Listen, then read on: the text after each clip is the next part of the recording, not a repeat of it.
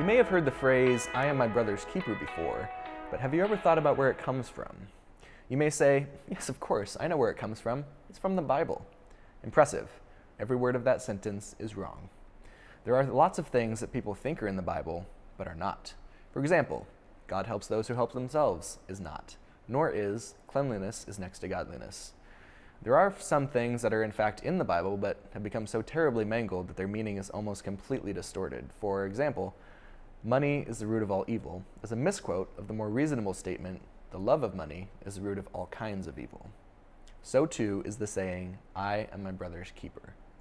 It's based on the story of Cain and Abel, in which Cain, jealous and unable to control his evil urges, murders his brother Abel. God asks Cain, "Where is your brother Abel?" To which Cain tauntingly replies, "I do not know. Am I my brother's keeper?" Cain's words symbolize people's unwillingness to accept responsibility for the welfare of their fellow man, their brothers. As brothers, we must accept that responsibility. We must accept that we must create and maintain a safe chapter culture and recognize that we have a duty of care for brothers and guests. We have another responsibility to accept, that we hold our fellow members accountable to the standards, policies, constitution, and laws of the fraternity. Many of you probably know that brotherhood can be a difficult concept to put into words. Something you've probably said before to a potential new member is that brotherhood is just something that you have to experience to understand. Brotherhood can be difficult to define because, if done right, it is extraordinary. There's a reason that so many brothers stand at each other's weddings, and eventually at each other's funerals. Those moments are reserved for family, or for those who are considered family.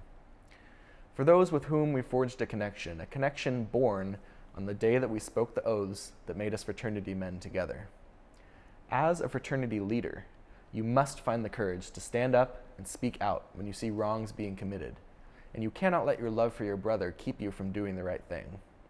You can fundamentally disagree with someone's choices while still caring for them and believing that they have value as a human being.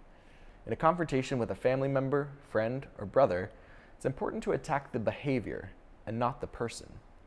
If someone said something offensive, don't tell them what a terrible person they are.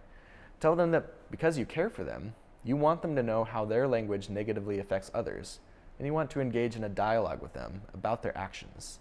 Holding others accountable and being held to account yourself is an important developmental experience that everyone needs. By holding others accountable and, in turn, being held to account, you can offer an opportunity for personal development and growth. You help maintain the fraternity's member safety and wellness policies, and you contribute to building noble generations of men. You also will operate better as a chapter when all members know their roles, their responsibilities, and the consequences of failure. Am I my brother's keeper? SIGTAs around the country should answer that age-old question with a resounding yes.